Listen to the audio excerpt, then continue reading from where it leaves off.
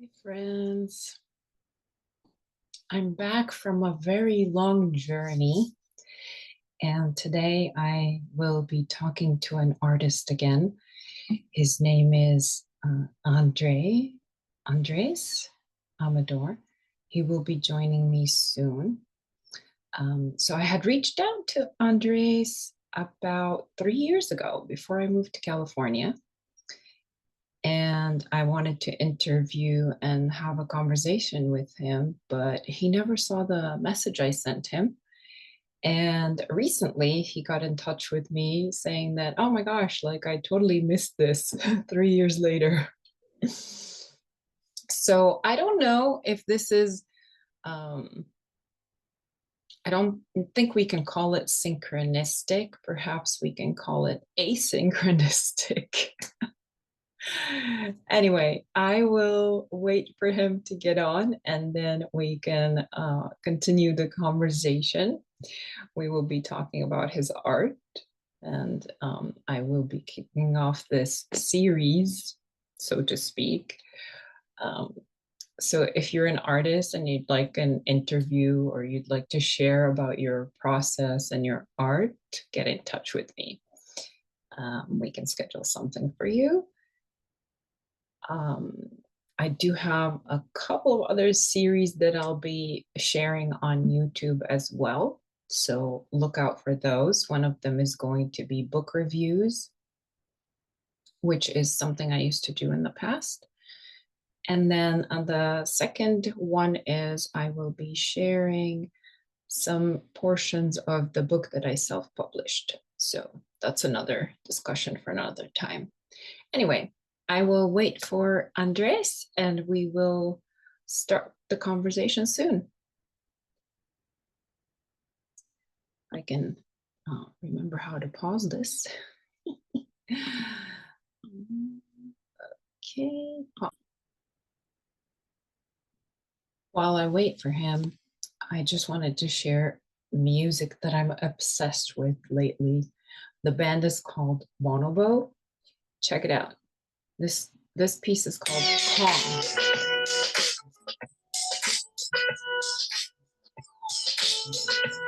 Everybody dance.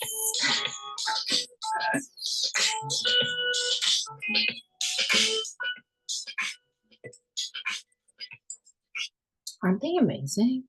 Just wanted to say that. Okay, we'll wait.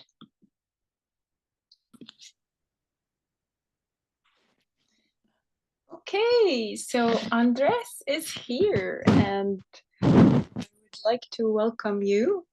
Thank you for joining me for this chat. I'm looking forward to hearing all about your process and how you became an artist. But first, please tell us a little bit about yourself, where you are currently located, and maybe just a little short bio, I would say. Okay.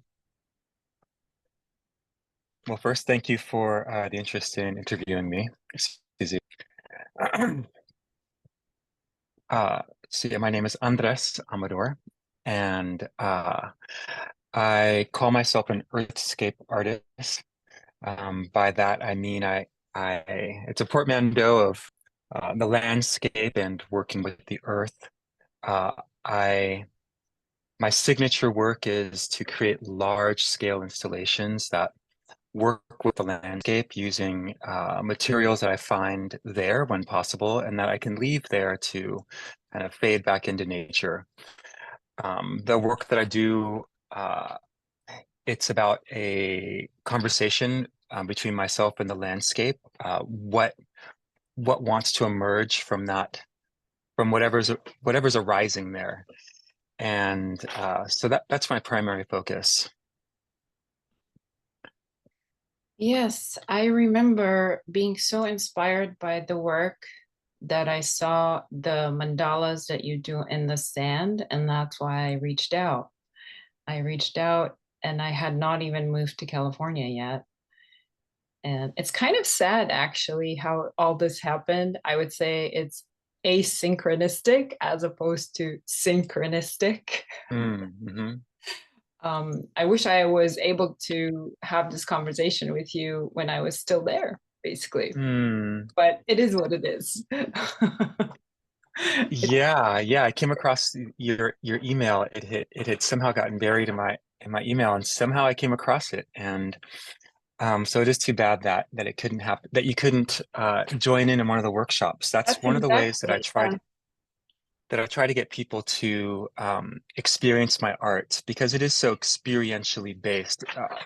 Seeing photos is great, Yeah. and um, but probably the primary way that people see my work is, in some small window on their phone, and maybe if they can catch me in person, then I might have a postcard to give them, which is a bit bigger format. But the work is so big that it doesn't do it justice to have it in a small format. Yeah.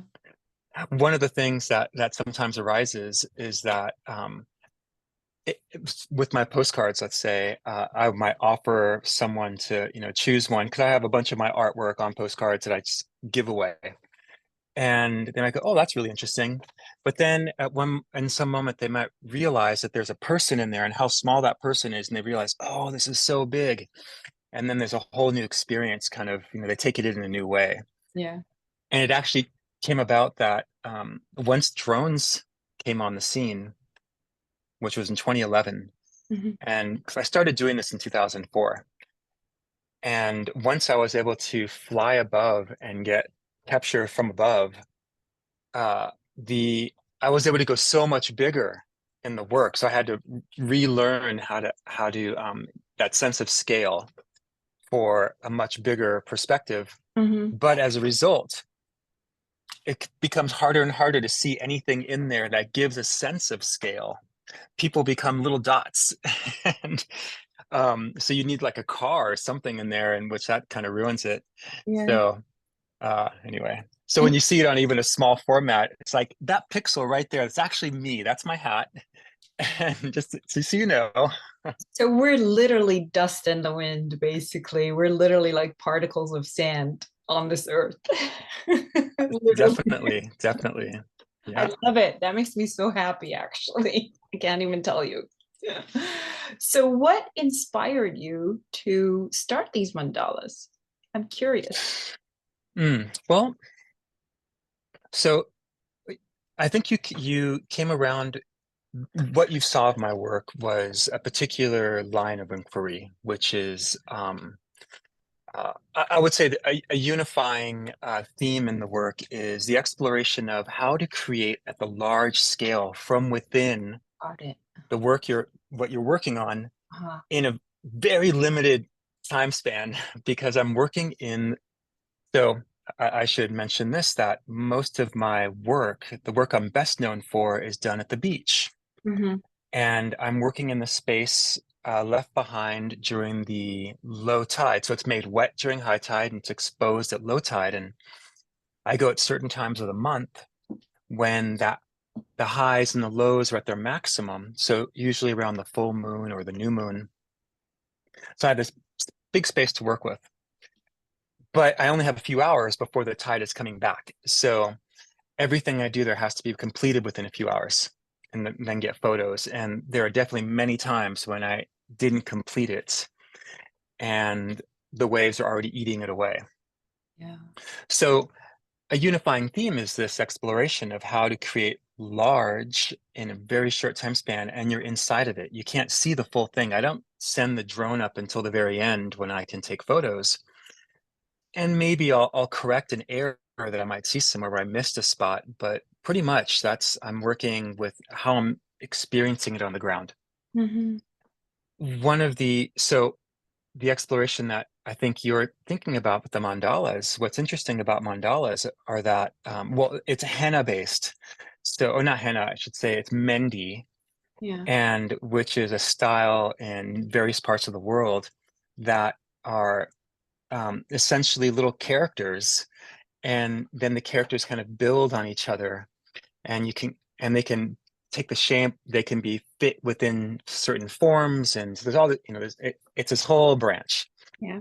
And but what I love about the Mendy is that you it's kind of like Legos where you start with the center and then you build a layer on top of that and then another layer, another layer, another layer. And so every layer that I'm adding is uh, human sized, like, as big as my outstretched arms or maybe a little bigger. It's not like it goes halfway across the beach, which sometimes some of my elements are like that.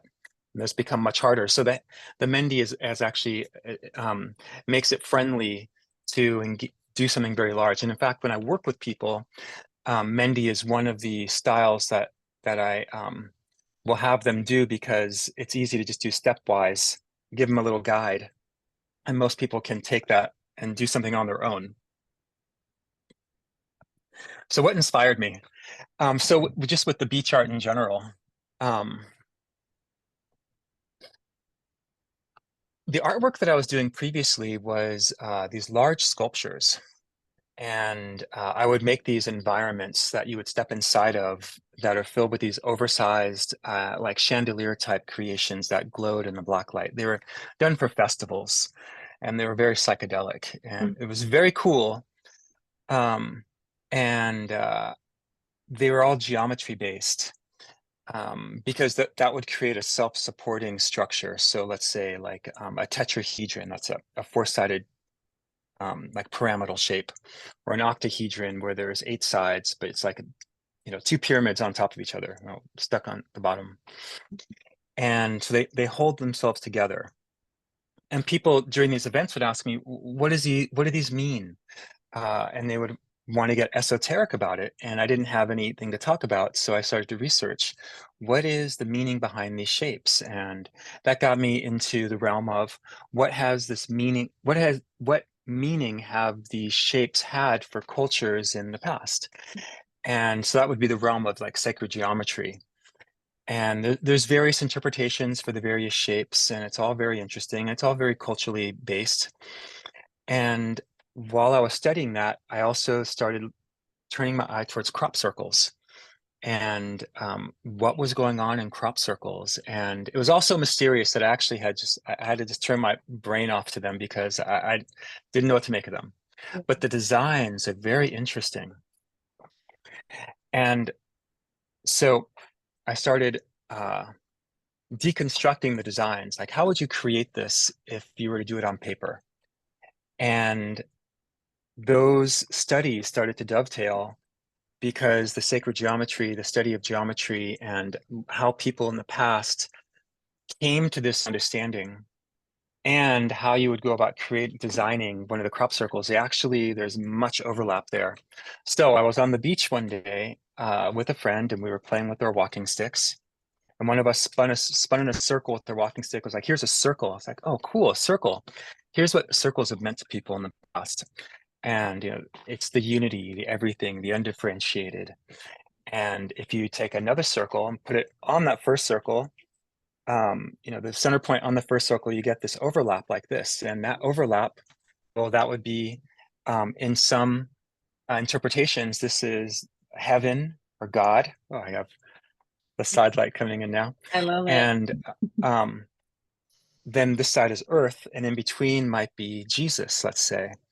And hence the fish symbol. There's so much interesting things in this, The actually. devices. Yeah, it's pretty fascinating, all of this. I feel like it's so deep that Yeah, yeah. it would take like hours just exploring it. But So here, I was sharing with my friend these things I've been learning, and then it suddenly dawned on me, this is just how you would start a crop circle. And I was on the beach already going, oh my God, I had the vision of what I could do. And it felt like this ray of light was actually hitting me in the head, and I felt like I was being floated. And that's just how it feels when I look back at it, exactly what I would be able to do, where I would be able to do it. And when I was in Hawaii when that vision came to me, and so I had to wait so I could get back to San Francisco, where there's some very big beaches, so I yeah, could start. And it was hitting the ground running with huge designs. very cool. I had this something that popped in my head when you were talking about earlier how you came to the process when you were describing the patterns. what did you call them? They had a name.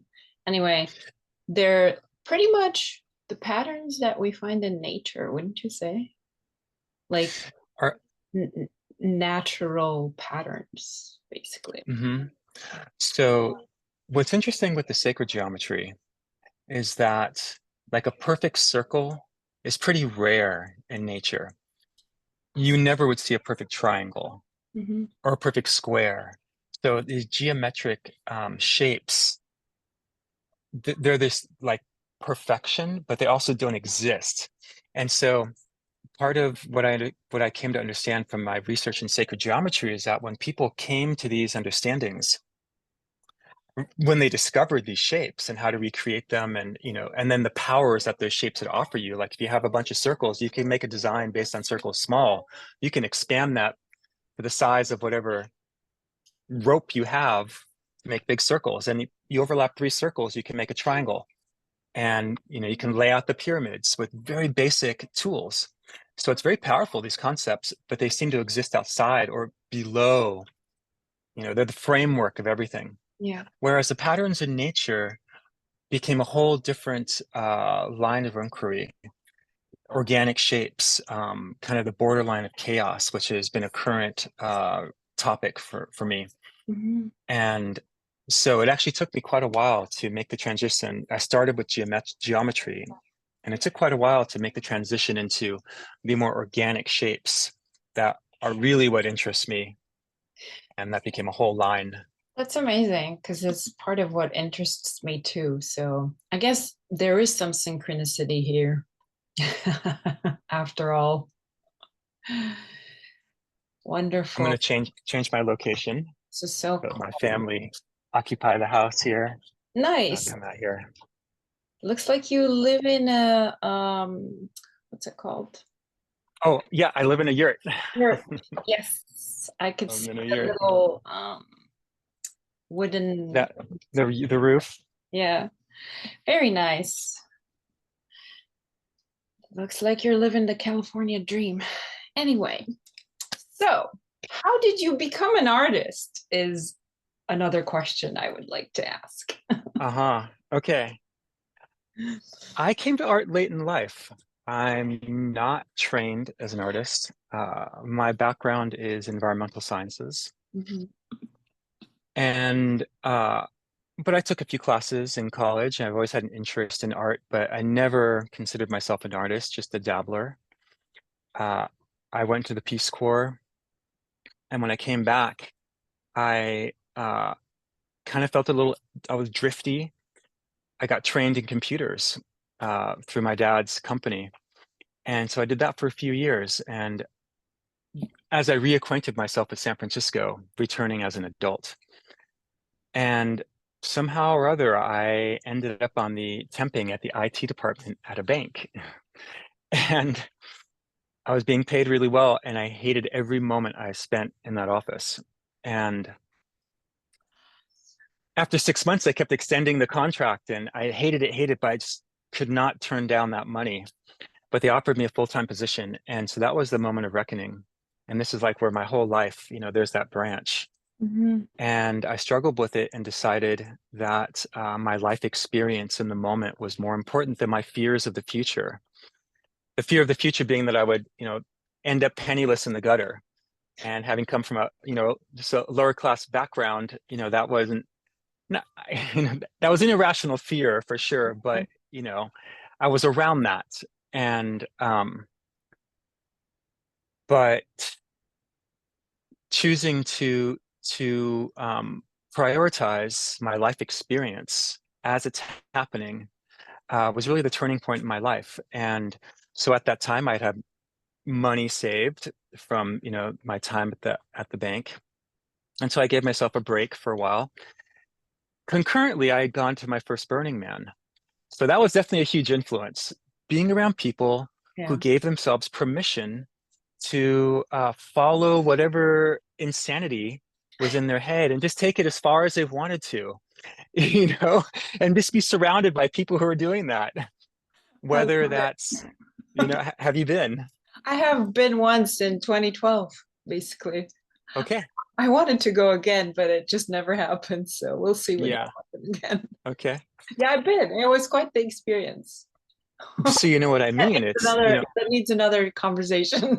So but you know what's interesting, actually, I think that the Burning Man culture has really has diffused into the larger culture, at least a larger subculture in our country. yeah. Um, for instance, things like Comic Con, the popularity of the Comic Cons and of like the whole cosplay and the costumery, Yes. that didn't exist before. It's all And the mainstreamness of it now, see I that. think there's something connected with Burning Man that it's so it maybe it's not your career, Yeah. but you will put money and energy into creating something that is a personal experience, but also something that's being shared Yeah. without the concern for what am I going to get back from this. So that's a space that's the headspace I was in. And well, I had to make another leap though, which was to give myself permission to invest in my own joy. And which was a new concept for me. I allowed myself to purchase a synthesizer, the most extravagant purchase I had made up until that point in my life, and now, you know, in my late 20s. Yeah. And I'm not a musician. I've never, you know, made money from music. I'm just a dabbler, but I've had countless hours of fun playing with creating sound. And but that that was another crossroads of it's okay to put money and resources and energy into the things that are really bring us happiness. So I We- allowed myself to get materials and to spend a lot of time working on decorations because with this friends that I made from Burning Man, we started a fire performance troupe Nice. and we were doing events. And so at these events, I started making decorations. And not too long later, I started getting hired to do those decorations for other events, and that was the start. Nice. So I kind of came in sideways into doing arts, but it really was because of the joy it was giving me. Yeah. Well, I mean, I think it's every artist's dream to like not have to do a side job and just focus on their work, on their art. So I was gonna ask that at the end, but maybe I'll ask it now since we're already like talking about that. What would you advise somebody who wants to do that full time? Like in my case, for example, like I'm asking for me right now. Hmm. Hmm. I keep wanting that to be the goal, but but every time I get like a few steps closer to it, it escapes me, if you know what I'm saying. Right, right. And I'm never able to grab it. so so how would I even quit my job? Like right now I can't. There's no way. Especially Yeah. now. You know, things are a little different right now. I think that there is I I hit a pocket, I think, where I was able to ride a wave. Once that when that wave happens, I was able to ride it. And that wave, in a way, is easier now in some ways, but also it's more potentially more fleeting and potentially more difficult to capitalize on. Um, so the general the general advice I would offer someone um, is, well, whatever we're choosing to do, first and foremost, it has to be something that's enhancing our light. Because if it's not doing that, we're not going to be able to sustain it and certainly not going to be able to bring it up to the level where people would want to pay us for it, or at least ongoingly. And so that passion has to be part of it from the start and has to be able to keep going with it. Sustaining that passion might be difficult because our desires might shift. Maybe the recognition doesn't come in time, and now we're starting to turn our attention to something else. And that's a tricky one. I think there's a bigger thing to speak to, which is the arc of our lives, and that especially now in this age, there's no one path that really defines who we are. You know, we don't get a job and a career and we stay there for the rest of our lives and we have our pension. Like that's just not how it works anymore. Yeah. And the capacity to be flexible and to move with how life is moving is, I think, the primary skill of our age. What that means, though, is I think that no one thing may potentially be the thing. And if it is, it may not be that thing for that long or for always. And so the capacity to shift and is important, but also the capacity to then keep alive within ourselves the things that bring us that feed our spirit. Yeah. So, you know, what is it that you are really drawn to doing? I mean, I am an artist by passion. Like that's been my goal since I was very little. And it just keeps like escaping me. I want to be a full-time artist. I want to have like I want to do like even if I'm not I don't call myself a sculptor, I want to do sculpture. You know what I'm saying? Like I want to make jewelry. I want to throw a pot or two every now and then. That kind of thing, like just kind of like get my hands into everything all the time. I am a painter. That's what I do most, but that's because I feel like the supplies for painting are easier than anything else.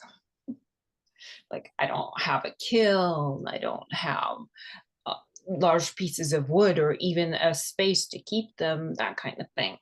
Mm, So that's like always been my dream to have access to all that.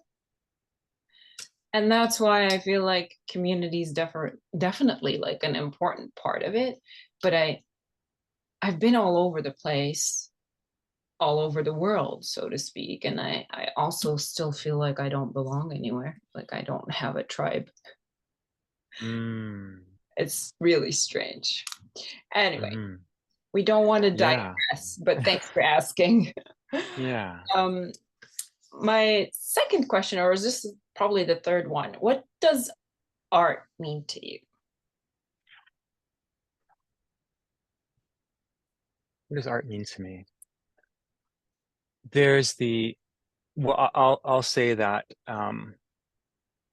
now I can put art, and I have been for a long time putting art as my, you know, on the tax form, you know, artist as on the tax form. But it took up until only really a few years ago that I felt comfortable saying, okay, yes, I'm the artist and I will call myself the artist. And because it felt like I was an imposter. I mean, I was definitely had the imposter syndrome. Mhm. Um, why, you know, why do I get to, it feels like I'm just having fun, but now people are paying me for this, and which, you know, what a blessing, really. But it felt like, well, am I really better than you or someone else? Like, why am I? And part of that is that when I would think of an artist, I would think of someone, and there are people I can imagine who, friends of mine, who everything they touch has an aesthetically, you know, pleasing quality. Like everything around them just turns into this, you know, beautiful artistic expressions. And that's not really me. I'm more the scientist, and I'm more, you know, intellectual, and I'm more pragmatic. And but when I focus in, my art comes out in very focused ways and in specific ways, and perhaps in the way I think. Uh, but so it didn't look like the classic version of what an artist is, and so um, I didn't think I was one. And so there's that personal side. What is art to me? And why was I putting energy into it? I think that Burning Man really lit that kind of fire of uh, expression, just expression, exploring expression, and how much joy that gives me. And that goes along with why I love to live where I am. Like behind me, there's a kind of a manzanita. It's hard to see. There's a little manzanita forest back there. Actually, I have a little sculpture garden back there now. You can see little sculptures. Oh, how gorgeous. And um, the manzanitas, I could stare at them for hours. They're twisting forms, and you know, how their life is guiding them in such a way that they make these incredibly like sculpturesque figures. And so I'll want to just step into that world and try to decipher it. And in so doing, I want to pull that back, and I want to express that in kind of another way. You Mhm. know, right now I'm routering on wood, or maybe it's raking on the sand, or I've painted with clay, and you know, various ways I've translated. But I love to take my explorations and then translate that into some other form that I can take someone else on this journey who may never encounter a manzanita. Yeah. But now they get that, you know, that through my inspiration of it. So art has been therapy, has been a way to connect to the natural world, and it's been a way to express to to to externalize my exploration. Yeah, that's probably the biggest thing. Yeah, you said at the beginning when you were talking about what an artist is or what is art, you said that a scientist is not an artist.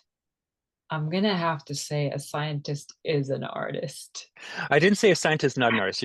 But you're right. I was making it as though they're separate things. I absolutely agree.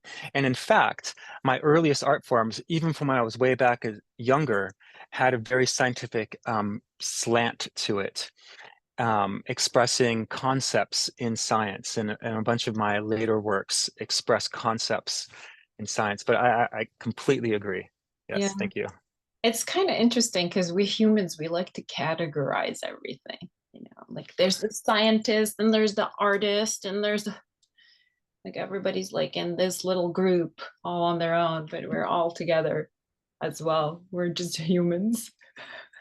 I completely agree. And in fact, that is something I've really struggled with people, because we will label ourselves and label the other. So when I do many commissions I've done, I'm working with the client and they'll tell me, well, you make the decision because you're the artist. And I'm like, okay, yeah, you're paying me to make a decision, I guess, but your perspective is valuable too. I want to know what's moving you so I can have a sense of how to work with what you're desiring.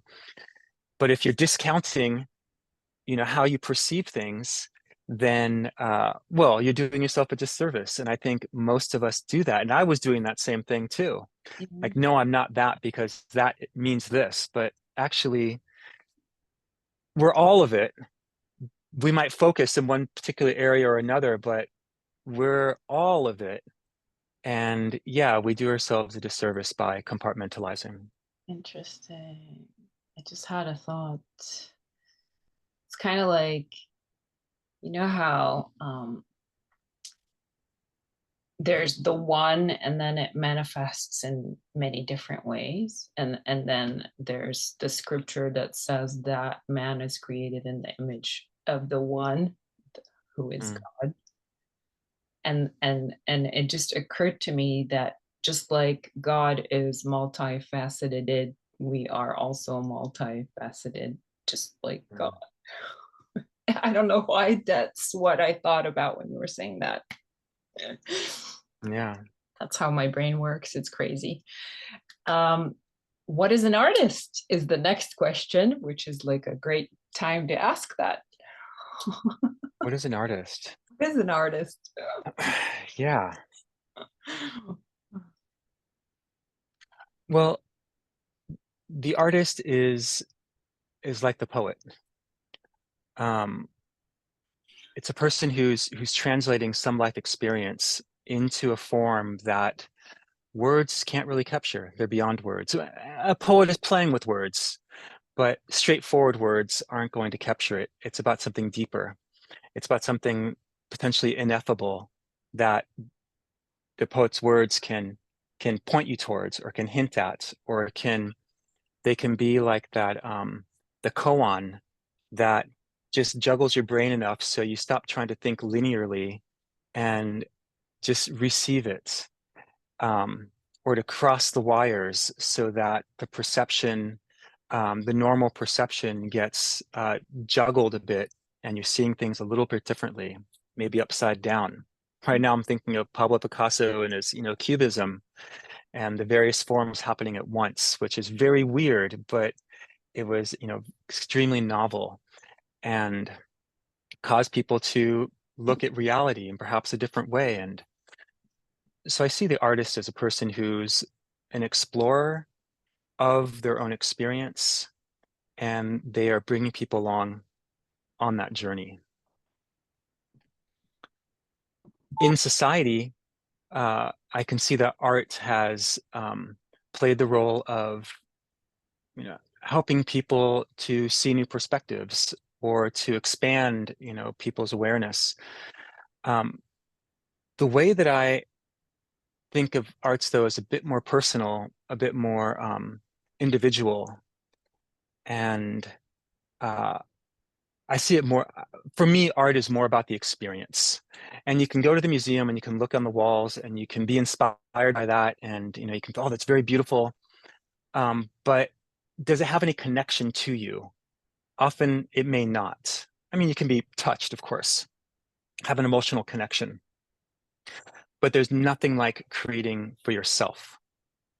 And that's been, I would say, one of my missions in the work that I do, um, is to work with people, to help them uncover, the creator within them. And it doesn't have to be called artists, because we're born as creators, and we can call that what's coming through you as art, or we can call it, it's a practical invention, but it was still a work of creativity, and that moved through you, that you had to think about and pour yourself into. And so that self-expression, I think that's the essence of the artist, is that something's moving through them, and I want everyone to experience that. I believe it's so important. Yes. It can be transformed. That's where the transformation of art within art can happen, is when we can tap into that ourselves. I 100% agree with you on that one because I also, at one point in the past 10 years, came to that same conclusion. So we're on the same page. I'm telling you, this is Mm, turning out to be more synchronistic than I thought it would be. mm. So what is art for? Why do we have art? What do we need it? What's the role of art in society?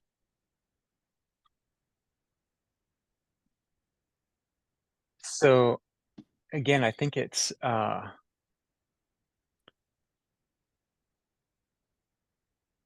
there's the way that cultures express themselves, and that can take a form. And so that becomes a kind of identity of a people that they can connect to, that expresses, um, that is their culture's way of viewing the world, that can be very different and beautifully different from others. And I love when there was a period where I was traveling a lot, and when I would go to a new country, I would do research into what is the traditional art style here, just so I could connect to it and see if I could bring some lessons in and incorporate it into my own work. How are they seeing things, and how do they translate reality?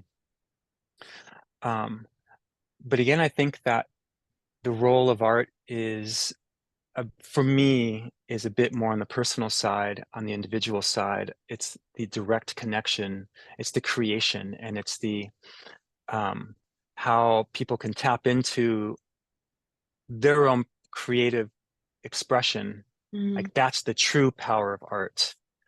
Um, to find your own inner voice, to express something that you really can't say, um, to it's done so many things for me, Yeah. to de-stress, to step away from the rest of the world and meditate on this thing that I'm working on. Mhm. When I go to the beach, I feel so fortunate that I can create at the beach, and I get to be with my feet in the sand and listening to the ocean. Yeah. Mm, Definitely, it's a real blessing to be able to be by the ocean. I'm always. I'm so jealous now. I honestly, there's not a day that goes by that I don't think about the ocean and be like, I wish I could just go for a walk right now. So never take anything for granted. Where are you right now? I'm in Michigan, which is where I was before I went to California.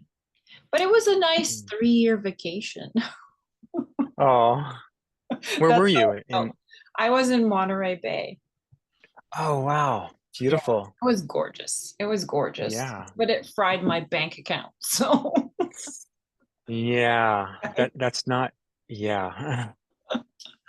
anyway, Mm. so I'm mostly interested in the process, in the creative process. That's like my main research inquiry in my life. I love to find out what each person's process is. If you can share a little bit about your process, like what inspires you to create, and how do you go about that process? Do you like study it? Do you calculate it? Do you just dive into it?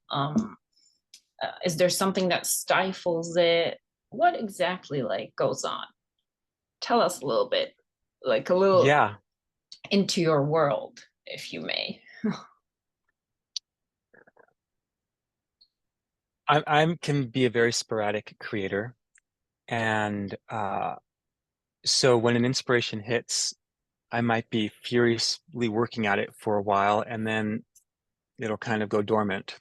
And, a new interest will arise, and then I'll start going that direction. I'm actually thinking of my son. He has a massive Lego collection, and we live in a yurt, so it's just a single room. Yeah, We have our sleeping area is up.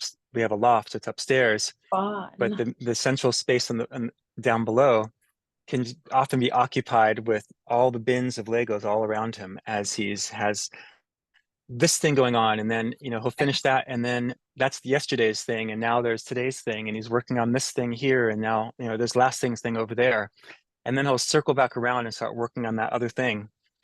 I'm very much the same way. Like my workbench, if I had a workbench, would be all these different projects in various stages, and then I will come back, and as inspiration renews.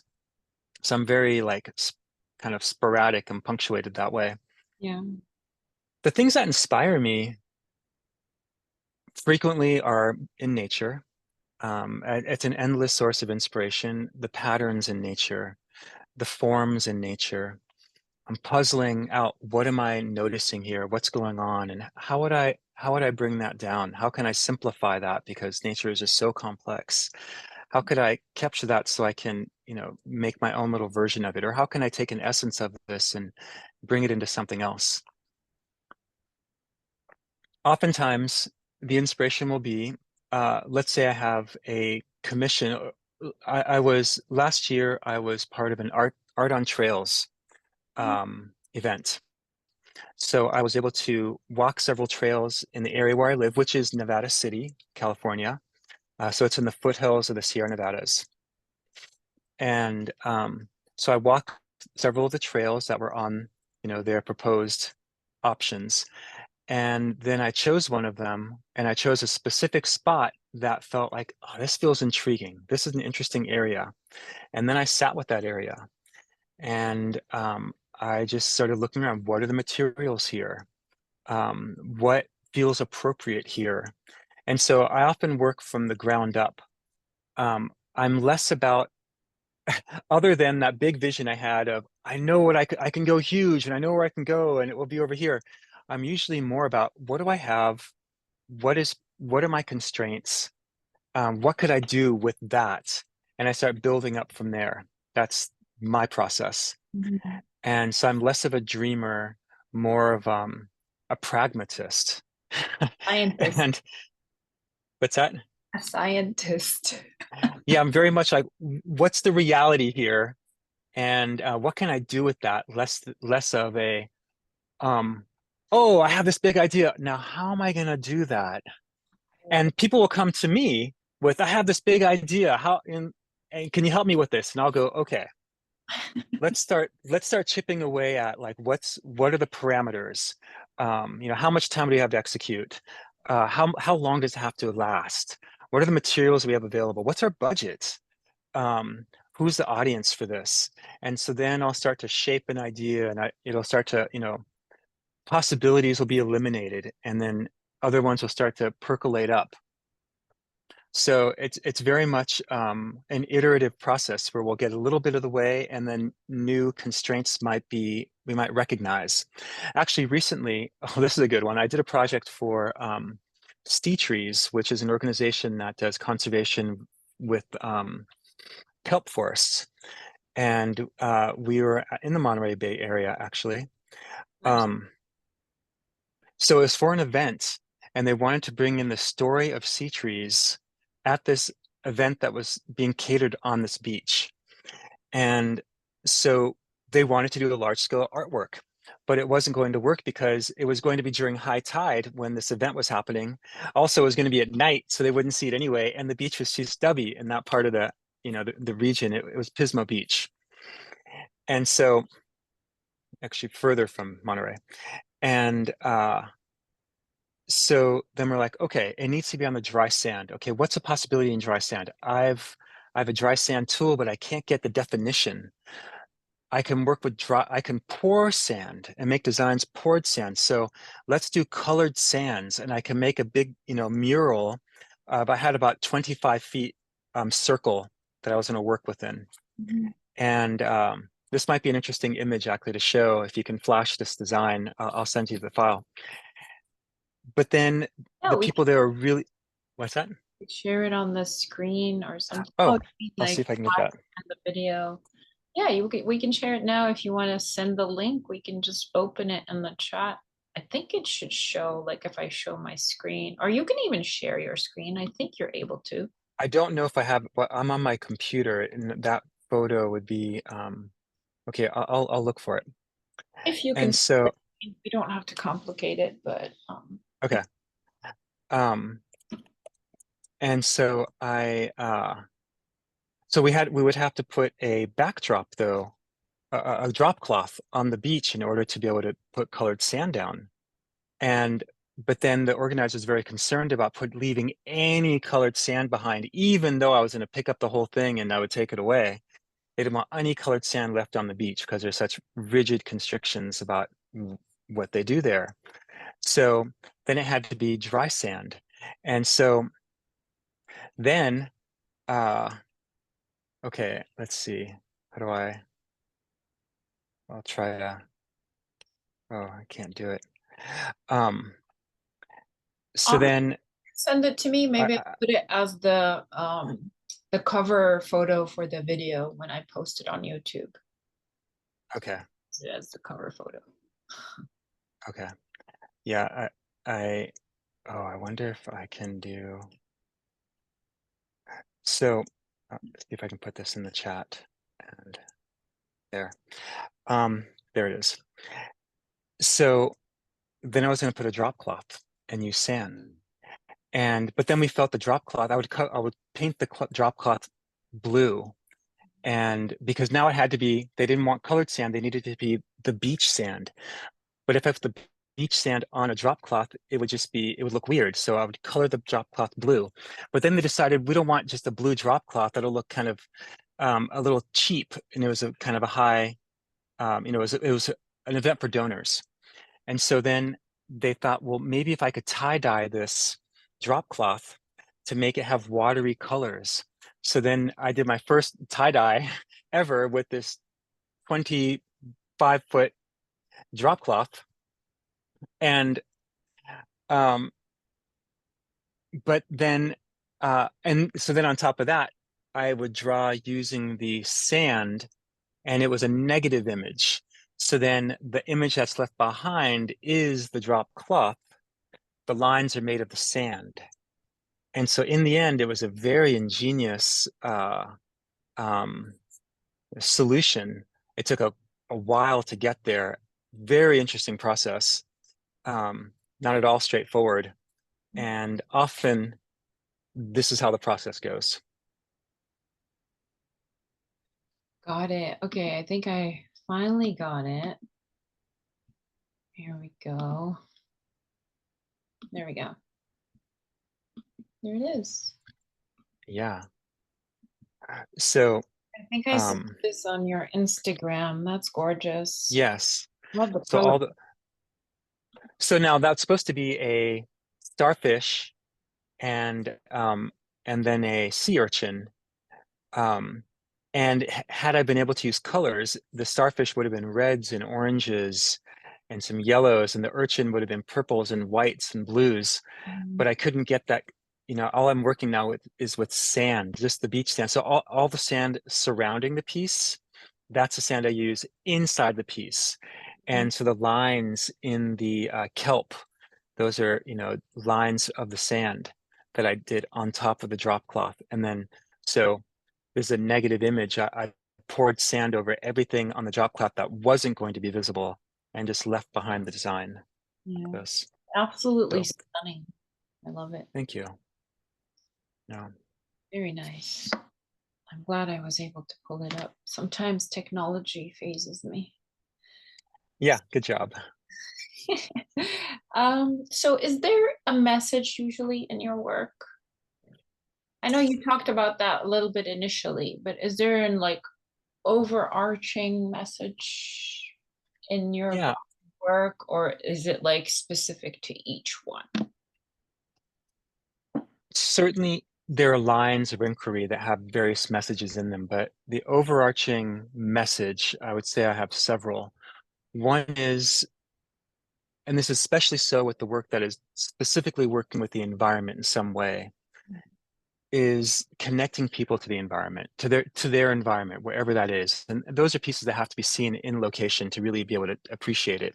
But if you get it in a photo, you get that, at least that indirect experience of feeling the connection of the artwork with that location, and you develop a renewed appreciation for that or respect for that location. And as an environmentally oriented person, like that's very important to me, that I'm moving the consciousness forward in terms of our relationship to the natural world. In the work that I do, guiding teams, whether it's public teams or doing team building, my desire is to connect people together in the collaborative spirit of creation, which is a really joyful process and a wonderful way to get people to connect. Truly, it can be transformative, and they're always a joy to do. Um, then there's the side of, particularly with the beach artwork, that this is not going to last. And there have been times when I've made an artwork, particularly at, like, say, Ocean Beach in San Francisco, which is right next to an overlook where there's a cliff wall and an overlook. If you're a few feet away from that wall, you won't see the beach below. Yeah. So only the people who are coming down that walkway and then go over to the ledge and look, like they're actually engaging the location, they'll see it. And so there's a reward there for engaging the world around you. You get rewarded because, some people are on their jog and they just have to keep jogging by. But then you got to look at this now. It's not going to be here. Like imminently, this will disappear. And participating in the experience as it's happening is a fundamental aspect of this ephemeral art, and why I appreciate this temporary art so much, because it's really telling us that life is fleeting, like you said at the start, and that the experience is happening right now. And this in particular, you can't put off to come back to next week because it won't exist. So be here now, despite however busy life is, you can take a moment to like just be in this space with me. Soak it up. Mm-hmm. Exactly. Yeah. Very nice. I love it. Yeah. And I think that was the appeal for your art when I first found you on Instagram, because I was actually looking for artists that might want to have a conversation, and I was like, I gotta talk to this guy. Mm. So, Well, thank you. I appreciate yeah, it. of course. So, what is exciting you currently? And is there Mm. something you're working on? Is there like a project coming from you that's different? And what can people expect when it comes to art? Anything exciting? Well, so I moved to where I am now about 10 years ago. And about 10 years ago also is when I would say, I got well known enough that this was able to become my full-time job. And but then I left the beach right as things were kind of on the rising tide for me. I left that location. I'm several hours from the beach, and so that was challenging at first because then I have to spend a bit of time to get to the location where I can do the art, and it becomes less about just pure exploration and fun because I spent all this energy to get there. I have to actually produce results, and that can be anxiety producing. Like it has to be something good because here's my opportunity, and that is the antithesis of the real creative spirit. Um, and so I have to go with a good idea in mind already. I can't just go and play. That's been a bummer. Got it. But I have been appreciating what's exciting me recently is finding my voice where I live now. And that's taken a bit. Um, I've really been enjoying painting with clay and painting on boulders because I still love to do large scale, but where's large here? How can I access that? And the local river called the Yuba has enormous granite boulders and granite slabs. So I've been painting on those, and that's going to be a whole new area that I'll be getting into. I'm just waiting for the opportunity. Summer's too hot to like do the treks down there. Fall is going to be perfect, so I'm waiting for that. Wow. Also, on the land where I live, there's we have a mill, and so we mill our own wood. A bunch of my house is built from the wood that we milled, but there's all this scrap wood, and so I started digging into our scrap heap and pulling out all these beautiful pieces that I've been routering. So using a router to translate some of my designs onto the wood. So now it's something that's actually my more permanent pieces. Like these are going to last, they might outlast me, and which is something new now, and pieces that I can actually Right. sell. Possibly, I Yeah. sold my first piece this summer, Nice. and so that's a whole new area that I've been playing with. Yeah. And so I started a sculpture garden in my backyard here of the pieces so far, and I'm just going to keep working away. And it's kind of like I'm at the baby steps again of figuring out what can I do with this medium? And just like with the beach art, there was a period where I was bringing and imposing my ideas onto it. And at some point, I would like the medium itself to be talking back to me to say, what wants to be expressed here on this? So I'm in that conversation with this particular medium. And I find that to be a very interesting process. What a huge change for you. It is. Yeah. Adjustment There period. is, what's that? An adjustment period. Yeah, and it definitely has there's a part there that challenges like the self-identity Yeah. um and like my livelihood even. Where is my energy going and how am I known and because work has been since the pandemic, work really did dwindle, and it has come back in little bits, but it hasn't really come back to the level that it had been. And so, there is a bit of anxiety there, and it goes back to what we were saying near the start, that there are no guarantees, and the capacity to be malleable and flexible and work with what's arising, I think, is the most valuable skill. But there's no saying where that's going to go and how that will be received, and what you can do with that. And so, life always is a little bit up in the air. Yeah. The grace that we can meet it with is, I think, perhaps the most important thing. Um, and then continuing to keep doing what livens our spirit, and that's what this is for me now. So yeah, I still appreciate it. I just had this great idea. You should start your own crop circles. Start my own crop circles. Yeah. Well, I need to be on Wherever you crops. are now on the I need to have huge fields. I need to have line huge on the fields where left. then I can, yeah. And farmers who aren't going to shoot me. Well, you can take permission from them, get them on board. They can help. True, true. Yeah, there aren't really crop circles in California. See, there you go. You'll start your own. Mm-hmm. Mm-hmm. That could go somewhere. I don't know. Just to Possibly. oh, well, thank you so much. This was a great conversation. I was gonna ask one last question, which is where can people find you online or in person, I guess, if they wanted to work with you, or an email, perhaps a website, if they want to follow you Great. on Instagram, all Yeah. that, please do share that with us. And I'll Thank you. also Yeah. link on the video when I post it. Perfect. Yeah, I do public workshops as we get into the fall. Summertime has been terrible for tides in the San Francisco area.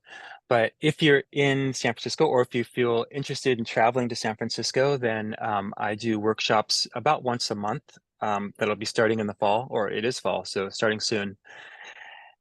And so those are public. I try to keep them so that they're very accessible, so it's by donation.